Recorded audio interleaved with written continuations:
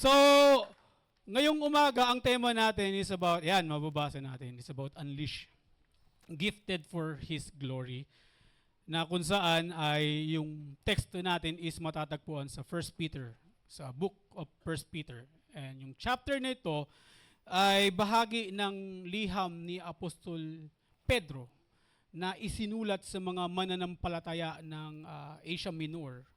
O in modern day, ang tawag dito ngayon ay Turkey or Turkiya, na kung saan sumulat siya sa mga mananampalataya na sila ay nakakaranas ng matinding pag-uusig, o it is a persecution na kung saan ang mga bagay nito, kasama rito, sila ay ikinukulong, maaring sila ay hinihiya, at maaring yung kanilang kabuhayan ay nawala. At may iba pang bagay na kailangan nilang magbuwis ng buhay para lamang sa kanilang pananampalataya kay Kristo Jesus. So ayun yung nararanasan ng mga mananampalataya sa panahong ito. Na kung saan si Apostol Pedro ay sumulat siya and he is offering this guidance na para makatulong sa mga mananampalataya na manatili yung kanilang katapatan. Okay? Na patuloy silang mamuhay ng may kabanalan na kung saan mahahayag ang buhay ni Kristo Jesus sa lahat ng kanilang ginagawa sa kabila ng mga pang-uusig, sa kabila ng mga panghihiya na kanilang niraranasan dahil sa kanilang pananampalataya kay Kristo Jesus. At nais kong sabihin sa bawat isa na ito rin ay maaari nating ahilin tulad yung ating buhay. Somehow, tama, may ihahalin tulad natin yung ating buhay na kung saan ay tayo rin ay humaharap ng mga opposition. Tama po ba? Na marami tayong tinatanggap na mga anumang mga bagay na that is an opposition. Ibig sabihin, hindi man ito katulad ng bigat ng nararanasan ng mga sinaunang mga mananampalataya.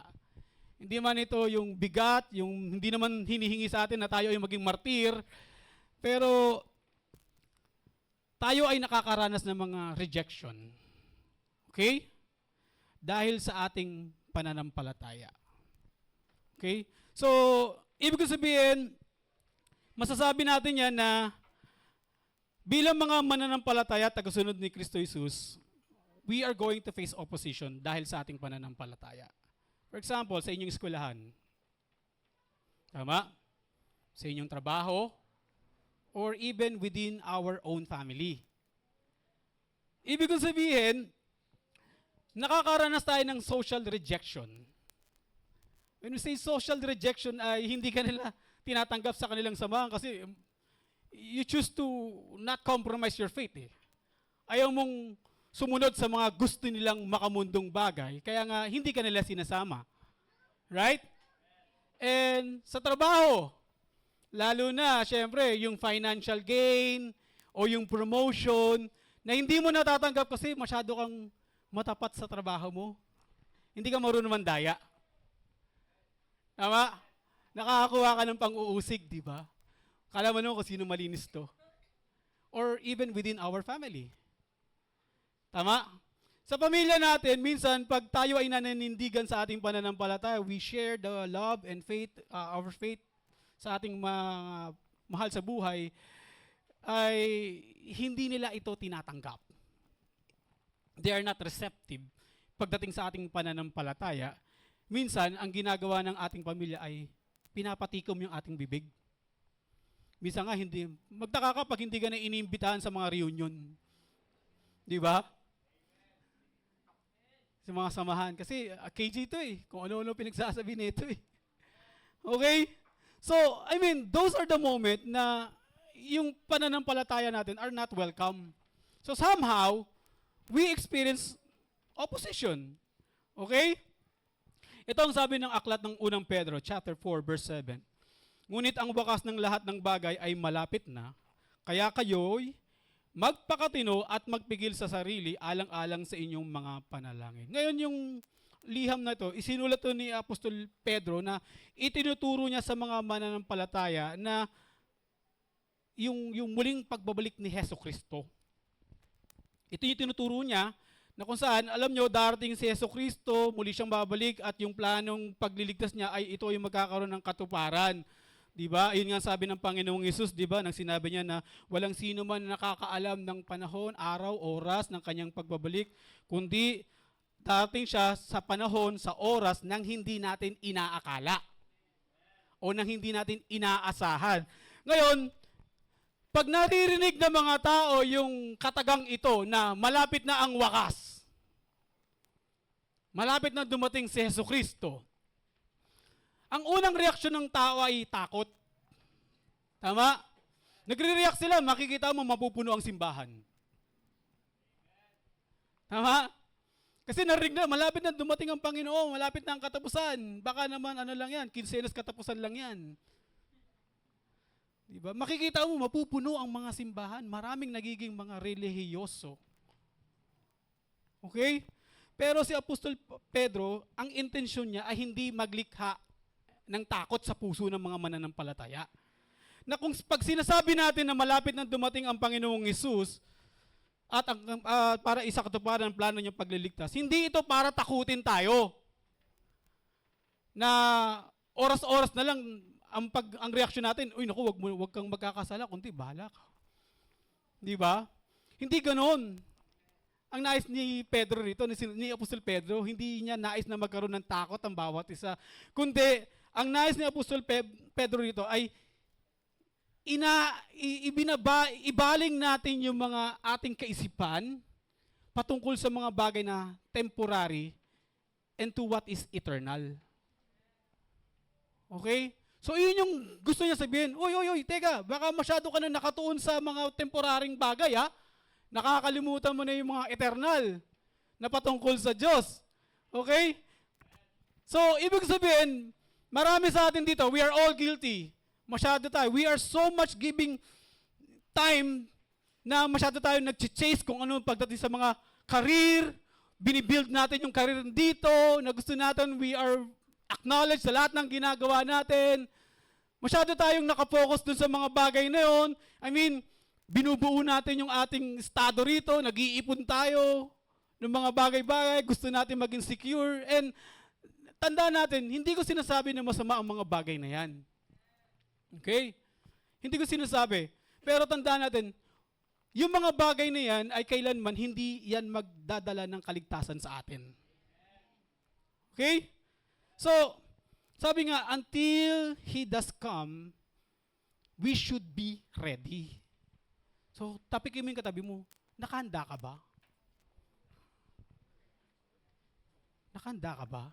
Kasi baka mamaya, pag dumating ang Panginoon, matakot ka. Di ba? Kaya nga, dito tayo dinadala ng ating tema. Na kung saan, yung tema natin is about unleash. Yung simpleng definition ng unleash is, I don't know kung tama, tulungan niyo ako. Is tama, kinakalagan kayo mula sa pagkakatali. Tama ba? Tama ba? Di ba? Pinakakawalan na kayo mula sa pagkakatali.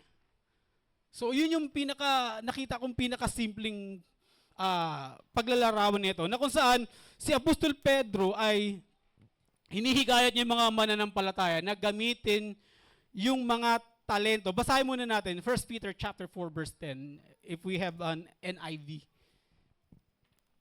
Sabi rito, each one should use whatever gift he has received to serve others, faithfully administering God's grace in its various form. Okay? So, sabi ni Apostol Pedro, he encouraged believer na gamitin daw natin yung mga talentong yan, yung mga gift na yan para maglingkod sa bawat isa.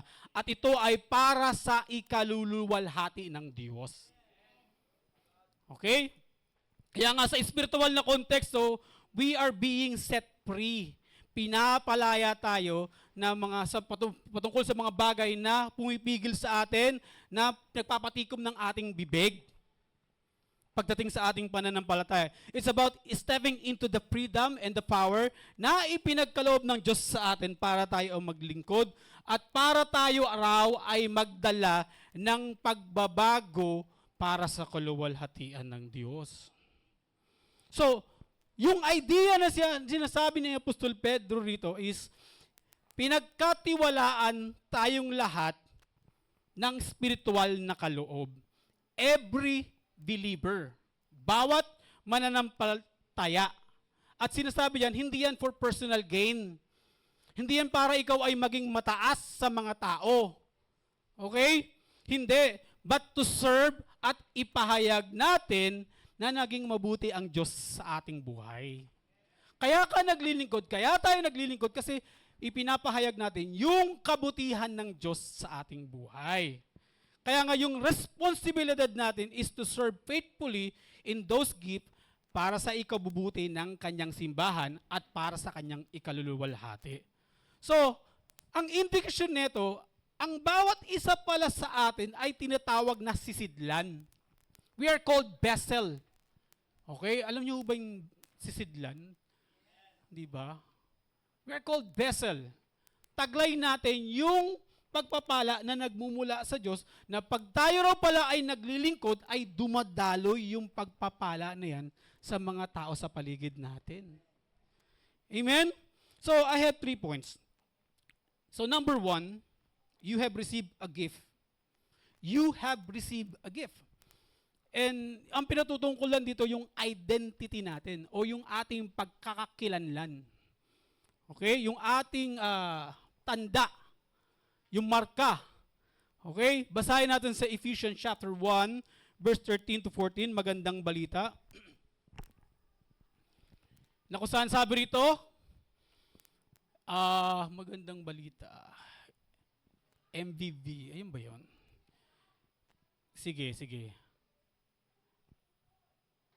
Gusto kong makita yung sa pamamagitan ni Kristo, basahin ko rito sa pamamagitan ni Kristo, kayo rin na nakarinig ng salita ng katotohanan, ng magandang balita, na nagdulot ng kaligtasan, at sumampalataya sa Kanya ay pinagkalooban ng ipinangakong Espiritu Santo bilang tatak ng pagkakahirang sa inyo. Ngayon, ang tanong dito, kayo ho ba ay nakarinig na ng salita ng Diyos? Tama po ba? Gusto ko lang pong linawin, baka mamaya may hindi pa nakakarinig dito eh. So, lahat po ba tayo nakarinig ng salita ng Diyos? Okay? At sabi rito, ito raw yung katotohanan na nagdudulot sa atin ng kaligtasan. Ang tanong po, sumasampalataya po ba tayo dyan? Sumasampalataya tayo dyan. So sabi rito ng tekstong ito, nung tayo raw ay nakapakinig ng salita ng Diyos at tinanggap natin yan, tayo ay sumampalataya, tayo raw ay pinagkalooban ng Espiritu Santo bilang tatak ng pagkakahirang sa atin. So ngayon, we are now property of Jesus Christ. Meron na tayong tatak. Okay? Meron na tayong tanda, mark, na tayo ay mga pag-aari ng Panginoong Jesus. And verse 14, sabi rito, ang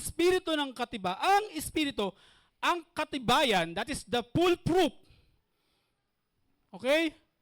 Katunayan, katibayan, katotohanan, na makakamit natin ng lubos ang lahat ng ipinangako ng Diyos sa atin at sa gayon ay pupurihin ang kanyang kaluwalhatian. So, para sa katuparan ng pangako ng Diyos, sinabi ng salita ng Diyos na nabasa natin, ang bawat isa na nakarinig, sumampalataya at tumanggap sa salita ng Diyos ay pinagkalooban ng Espiritu ng Diyos. Lahat ng nakarinig. Okay? Hindi lahat ng nakakarinig ay tumatanggap. Merong doon sinasabi na nakarinig, tumanggap at sumampalataya. Okay? Na kung saan, yung iisang Espiritu, that is the Holy Spirit, we are uniquely gifted to serve. Pinagkalooban tayo ng spiritual na kaloob. Mga talento, mga bagay na nagmumula sa Diyos para raw tayo ay maglingkod sa katawan ni Kristo.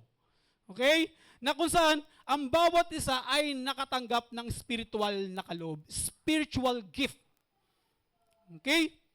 Na kung saan ito ay ipinigay sa bawat mananampalataya para tayo raw ay palakasin sa paglilingkod sa katawan ni Kristo at walang sino man ang nilagpasan. every one of us here, hindi tayo lalagpasan na tayo ay binigyan ng spiritual na kaloob. Okay? Na kung saan ang iba sa atin ay may pagtuturo, merong encouragement, meron sa atin yung hospitality. Makikita mo yan, napakabait nila, tinatanggap nila yung kanilang bahay bukas sa mga tao. That is a gift from God. That is called hospitality. Mercy, yung pagbibigay ng habag, awa, giving. Yung pagbibigay, pagtulong sa loob ng simbahan, hindi lamang sa loob ng simbahan, ang pangangailangan ng simbahan financially, maging yung makakaya natin beyond sa pangangailangan natin. Okay? Those are called spiritual gift na kung saan yung mga kaloob na ito ay ebidensya na nagsasabi na kumikilos ang Espiritu ng Diyos sa bawat isa. Okay? So tanongin mo sa katabi mo, kuripot ka pa ba? Oh, baka sarado pa rin ang bahay mo. Di ba? Baka nagtatago ka pa rin. Okay? So, this is the application. Don't disqualify yourself. Huwag mong mamaliitin yung mga bagay na kaya mong gawin. Huwag mong titignan yung mga kakayahan mo na tinitignan mo na wala namang itong halaga. Okay? Tandaan natin, God has uniquely equipped you with gifts. When we say uniquely, magkakaiba. Hindi pwedeng lahat-lahat tayo ay nagtuturo, kundi magsisiksikan tayo rito sa harapan. Wala nang makikinig. Amen? So we are all uniquely gifted, na kung saan, hindi ito isang aksidente. Sinasabi natin lagi dito, ang pagpunta mo sa simbahang ito ay hindi isang aksidente. Plano ito ng Diyos. Okay? Ito yung intensyon ng Diyos sa atin. This is for His purpose. At ito ay para sa ikabubuti, para mapatibay ang katawan ni Kristo, which is the body of Christ, which is yung simbahan, para sa kanyang ikaluluwalhati. Ibig ko sabihin, alam niyo po yung isang salita lang that could give encouragement. Diba? Isang salita lang that could give an encouragement. Okay? Yung mga bagay na yan, isang kabutihan na ginawa mo sa tao. Okay? Isang katapatan na ipinakita mo sa loob ng simbahan, iyan ay mabubuting bagay na kung saan ito ay maaring magdulot ng pagbabago sa paligid natin. Di ba? Kanina, di mo, nakasimangot yung katabi mo, ngayon masaya na siya. Kasi nagdulot siya ng pagbabago dahil sa'yo. Di ba? Nakita mo, hanggang iba, nakasimangot pa rin ba? O, magpalit ka ng upuan. Okay? So, wag natin mamaliitin kung ano ang magagawa ng Diyos sa atin. Okay? Wag natin mamaliitin yung magagawa ng Diyos dahil sa ating pagsunod, kasi yung ating pagsunod ay hindi ito isang ordinaryo. Hindi ordinaryong pagsunod natin. Tandaan natin, pag tayo ay sumunod na may katapatan, gagamitin ng Diyos yan. He will use that. Gagamitin ng Diyos yan. Even the smallest kindness na ginawa mo, yung maliit na bagay, yung nagbukas ka ng pintuan, maliit na bagay lang yan, pero malaki ang magagawa niyan sa mga tao. Okay? Na kung saan, tayong lahat daw ay bumubuo para sa ikalalago ng kaharian ng Diyos. Amen? Para yung buhay natin ay itinuturo natin na merong Diyos sa ating buhay. So, palakpak kay Jesus. Amen. So, pangalawa, use it to serve one another. That is our purpose. Okay? Kanina, identity natin. Now, our purpose. Use it to serve one another. Tandaan natin, sabi ko nga kanina, we are all gifted on purpose and for a purpose. Okay? Tandaan natin yan. Okay? Na kung saan tayo ay pinagkalooban ng Diyos para maglingkod sa kanyang simbahan at maihayag yung masaganang habag ng Diyos sa paraan na kung paano tayo ay nabubuhay. Diba? Makikita mo yan. Pag nakita mo yung masaganang habag ng Diyos sa buhay nila, laging nakangiti yan. Nakita mo, biglang ngumiti yung katabi mo. Kasi pag nakangiti ka sa loob ng simbahan, ay ipinapakita mo yung naging mabuti ang Diyos sa'yo. Okay? Nire-reflect natin yung kasaganahan ng Diyos, yung kabutihan niya, na kung saan yung mga talentong ito, yung mga gift na ito, hindi yan dapat itinatago. Okay? Hindi yan tinatago. Ipinapagamit yan. ipinapagamit yan, inihahandog yan para tayo ay maglingkod sa bawat isa. So ang tanong, paano ba tayo makapaglingkod? Di ba? Tinanong nyo na ba yun sa inyong mga sarili? Paano ba kami makapaglilingkod? Pastor, ano ba yung sinasabi mo? Unang-una, we need to start looking around. Tignan mo yung paligid mo. Pagdating sa mga pangangailangan. Di ba? Tignan mo. Let us be attentive sa mga bagay na pangangailangan. Sa loob ng simbahan, mga pangangailangan sa loob ng simbahan, o maaari, yung pamilya mo. Ano ba ang nakikita mong pangangailangan sa pamilya mo? Kailangan ba nila ng kaligtasan? Kailangan ba nila ng kaayusan? Amen? Yung mga tao sa paligid mo, yung mga kaibigan mo, di ba? Yung church community natin, sino yung nangangailangan ng encouragement dito? Nakikita mo ba sila? Pinapansin mo ba sila? Consumer ba tayo o spender ba tayo? Parang lahat na lang nakapokus sa atin, ako. Hindi ba natin ipinapagamit yung talento natin sa Diyos? Hindi ba natin ipinapagamit yung buhay natin as an encouragement dun sa mga tao? Okay? Kasi alam nyo po, maaari, yung best way na masasabi natin na tayo ay maging makapaglilingkod is, the best way is by simply being present. Dumalo ka lang sa gawain ng Diyos. You are serving them. You are serving God. Dumalo ka lang. That is the best way. Dumalo ka. Dumalo ka lang. Huwag kang tumigil. Dumalo ka lang. That is the best way na tayo makapaglilingkod sa Diyos. Yung pag-upo mo dyan, huwag mong mamaliitin yan. Huwag niyo mamaliitin. Kung hindi man kayo nakapaglilingkod, kung hindi man kayo tumatayo dito, kung hindi man kayo ginagamit, huwag niyong mamaliitin yan. Kung hindi man kayo nakapagbibigay pa, huwag niyong mamaliitin yan. Kasi yun yung ginagawa natin eh. That is the best way we can serve, by being present. Okay? Being present and being available. Siyempre, importante yun. Yung maging handa tayo sa panawagan ng Diyos. Okay? Na maging handa tayo that we need to be attentive. Ano po ba ang pangangailangan ng simbahan doon? Siguro kailangan ko nang palitan si Pastor Erwin para may bagong pogi. No, Patrick? No? Sawa na ako sa mukha ni Pastor Erwin, iba naman. Ako nang papalit sa kanya. So, kidding aside, di ba? Yun lang yung mga sample. Ano pa yung mga pangangailangan? Baka mamaya nakita niyo naman yung mga usher natin. Nakita niyo, hindi ko inaano yung mga usher natin, yung katapatan nila. Baka it's time for us na tayo naman ang tumayo doon. Right? Yung mga simpleng bagay. Being present and being attentive sa mga pangangailangan. Okay?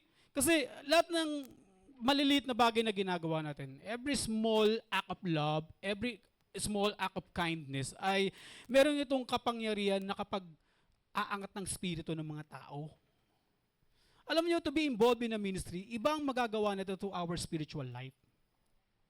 Amen? Iba. Kaya nga yung purpose natin is to glorify God. Yun yung layunin natin. Kaya nga bilang mga pinagkalooban ng spiritual na kaloob, sa paglilingkod natin ay nahahayag yung kaluwalhatian ng Diyos sa pamamagitan ng ating ginagawa. Ito po ang sabi ng Biblia sa Marcos chapter 10 verse 45. Ang salita ng Diyos. Sapagkat kahit ako, referring si Jesus Christ na nagsasabi rito kahit ako na anak ng tao ay naparito sa mundo, hindi upang paglingkuran. So hindi siya bisita. Okay? Yung, minsan kasi may ganung tao, yung pagpasok nila sa loob ng simbahan, yung feeling, ano sila ano tawag doon? Lead actor, lead actress. Para sila yung bida, di ba? Na pag pumapasok sila, na kailangan nakatingin ang lahat ng tao sa kanya. Right? Na magsilbi ka sa akin, pagbuksan mo ako ng pintuan, i-usher mo ako kung saan ako uupo. Gusto ko doon sa malamig na lugar. But sinasabi ng Panginoong Hesus na ang anak ng tao ay naparito sa mundo hindi upang paglingkuran, kundi upang maglingkod at magbigay ng aking buhay para matubos ang maraming tao. So, how are we offering our life? Paano natin ipinapagamit yung buhay natin? Hanggang ngayon ba, tinatanong pa rin ba natin, ano ba ang magagawa ng Diyos sa buhay ko? Okay? Kaya nga yung application na ito, this is what we need to know. Take a moment to reflect. Suriin natin. Tignan natin kung ano mga pangangailangan. saan ka kasalukuyang naglilingkod? Saan ka kasalukuyan nagtatrabaho?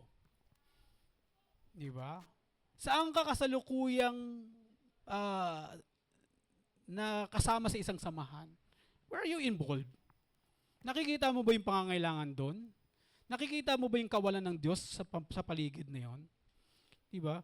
Ibig sabihin, are we using our gift to build up somebody? Ginagamit ba natin? O nakapagdadagdag pa tayo sa kasiraan ng tao? Amen? Tandaan natin, may mga pangangailangan na maaaring dala-dala mo. Diba? May mga encouragement na maaaring ikaw pala ang may dala nun. Okay? Na ipinagkaloob ng Diyos sa'yo para gamitin mo para iangat ang espiritu ng mga tao sa paligid mo. Kaya nga, tanungin natin ng Diyos na buksan yung ating isipan, ang ating puso, sa mga pagkakataon na ito ay magdudulot ng pagbabago. Hindi lamang sa ating buhay, kundi sa ating paligid. Okay? Because we are uniquely created and uniquely gifted. Iba-iba ang mga kaloob natin sa paraan na kung paano tayo ay makapaglilingkod. Amen? Hallelujah. Palakpak kay Jesus. So, panghuli. Okay, steward God's grace well. That is our accountability. When we say accountability, tandaan natin, meron tayong pananagutan sa bawat isa. Okay? Pag sinabi nating pananagutan, hindi natin hahayaan na yung ating mga mahal sa buhay, yung ating pamilya, spiritual family, na sila ay mapapahamak. Okay? Tandaan natin, we are not being judgmental. Nagpapaalala lang po kami. Kasi meron kaming pananagutan sa bawat isa. Maging tayo, meron tayong pananagutan sa bawat isa, sa bawat kaluluwa, na alam natin na ito ay mapapahamak. Amen? Kaya nga, binigyan tayo ng kaloob ng Diyos, binilagay tayo ng Diyos sa pamilyang ito for a reason.